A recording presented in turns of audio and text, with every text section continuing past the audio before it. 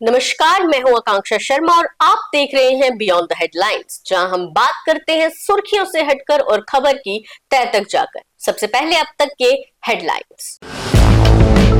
पुंछ जिले का एक युवक घर से गया शादी समारोह में, मगर एलओसी पार कर पहुंच गया पीओके। अब एजेंसीज कर रही हैं जांच। आवारा कुत्तों पर जम्मू कश्मीर सरकार का बड़ा फैसला। स्कूल, हॉस्पिटल्स, बस स्टॉप्स और स्टेडियम्स में यूएलबी टीमों को कुत्तों को हटाने के निर्देश। अलगाववादी नेता शबीर शाह की टेरर फंडिंग में जमानत फिर टली। अगली तारीख 7 जनवरी 2026। एनआईए ने जून 2019 को किया था गिरफ्तार। जम्मू कश्मीर के एलजी ने 41 टेरर विक्टिम परिवारों में बांटे नौकरी के अपॉइंटमेंट लेटर्स। जम्मू से हैं ये सभी परिवार। ट्रैफिक विभाग का निर्देश, दिन में ही करें जम्मू श्रीनगर नेशनल हाईवे पर सफर। खराब सड़क का दिया हवाला। अब खबरें विस्तार से। मेरे साथ होंगे मेरे सीनियर सहयोगी दीपक खजूरिया।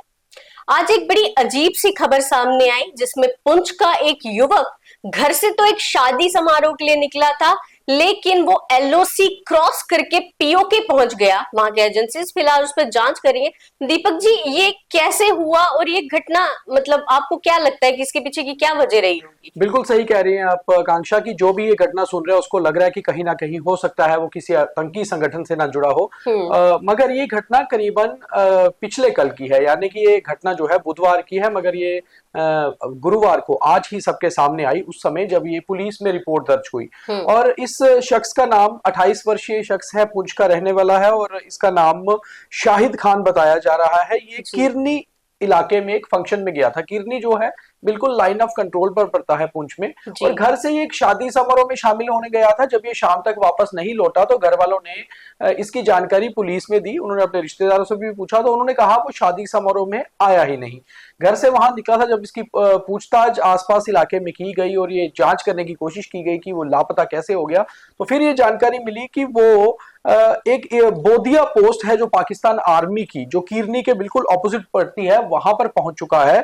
और क्योंकि हॉटलाइन पे भी सेना की बात होती है, तो ये जानकारी कंफर्म हो चुकी थी कि वो लाइन ऑफ कंट्रोल पार करके वापस जा चुका है। अब जो जानकारी आ रही है कि क्योंकि इस सीजन में स्ट्रीम्स जो होते हैं, जो झरने होते हैं, वो सूख चुके होते हैं सर्दियों में, तो एक झरने का जो रास्ता था फेंसिंग के साथ साथ, उस रास्ते से कहीं वो पाकिस्तान ऑक्यूपाइड कश्मीर में पहुंच चुका है।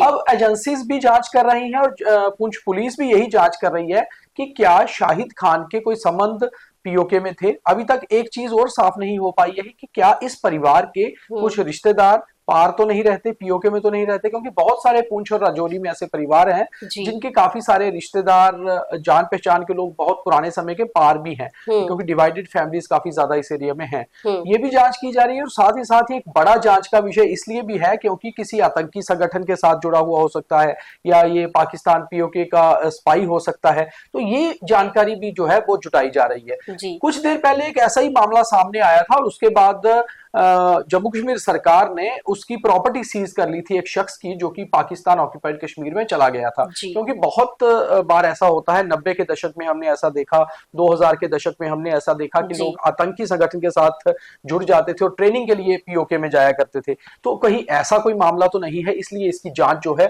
सुरक्षा एजेंसियां कर रही हैं, पुंछ पुलिस भी अपने तरीके से कर रही है। मगर जैसे आपने कहा, बिल्कुल सही बात है कि बड़ी अजीब सी घटना है कि घर से शादी समारोह में गया और पहुंच गया पाकिस्तान ऑक्यूपाइड कश्मीर। तो इसकी जांच की जा रही। जी, अब बढ़ते हैं अगली खबर की ओर। और ये खबर ये है कि जम्मू कश्मीर सरकार ने आवारा कुत्तों को लेकर एक बड़ा फैसला किया है। यूएलबी टीमों को कहा है कि स्कूल्स, हॉस्पिटल्स और बस स्टैंड्स या फिर पब्लिक एरियाज जैसे स्टेडियम्स हो गए, वहां से आवारा कुत्तों को हटा दिया जाए। तो दीपक जी, ये कहीं ना कहीं एक अच्छा फैसला है। देखो आकांक्षा, ये एक फैसला दरअसल फॉलो अप है सुप्रीम कोर्ट की उस गाइडलाइन का, जिसमें सुप्रीम कोर्ट ने सभी स्टेट्स को, भारत की और उसके साथ साथ सभी यूनियन टेरिटरीज को उनको निर्देश दिए थे कि बहुत सारे मामले डॉग बाइट्स के सामने आ रहे हैं आवारा कुत्तों से।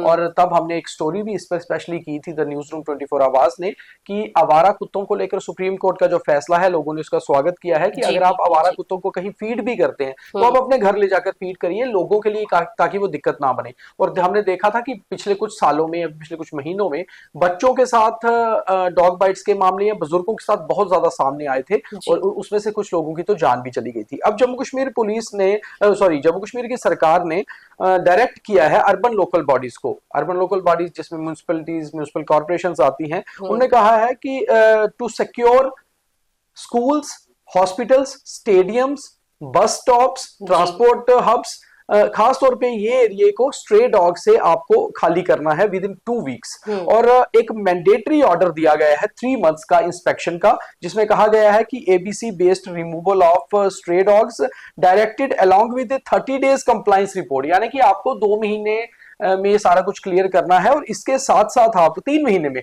और साथ में आपको हर महीने कंप्लायंस रिपोर्ट देनी है कि हमने क्यों किया, हमने कहां से आवारा कुत्तों को उठाया है। क्योंकि खास तौर पे जो मनदीप कौर हैं, प्रिंसिपल सेक्रेटरी हैं अर्बन डेवलपमेंट डिपार्टमेंट की, यूडीडी की, उनका ये ऑर्डर है। उनका ऑर्डर, उसमें खास लिखा गया है कि जो हाई रिस्क एरियाज हैं, खास तौर पे जहां पर बहुत ज्यादा बच्चे फ्रीक्वेंटली विजिट करते हैं, स्कूल्स में तो बच्चे होते ही हैं, बस स्टॉप्स पे या फिर वो वाले खास इलाकों में, पार्क्स में, तो वहां पर आपको ये ध्यान देना बहुत जरूरी है कि वहां पर आवारा कुत्ते ना हो, और 2 हफ्तों में आपको कुत्तों को हटाना है, और कंप्लायंस रिपोर्ट हर महीने आपको देनी है। तो एक अच्छा फैसला जम्मू कश्मीर सरकार ने लिया है, और ये उसी का फॉलो अप है जो सुप्रीम कोर्ट का ऑर्डर आया था। जी, अब बढ़ते हैं अगली खबर की ओर।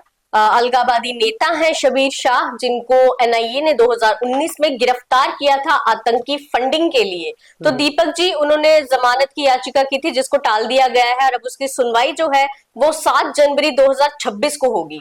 बिल्कुल, अगले साल पर मामला ये टल गया है, और अगली जो तिथि दी गई है वो दी गई है 7 जनवरी 2026। और मैं आपको बता दूं कि जो शबीर शाह है, शबीर शाह दरअसल कश्मीर के बड़े अलगाववादी नेताओं में एक है, यानी कि बहुत ज्यादा जो अलगाववाद की भावना को भड़काने के उनके ऊपर आरोप थे, और इनको जून 2019 को गिरफ्तार किया गया था, 4 जून 2019 को एनआईए द्वारा कश्मीर से।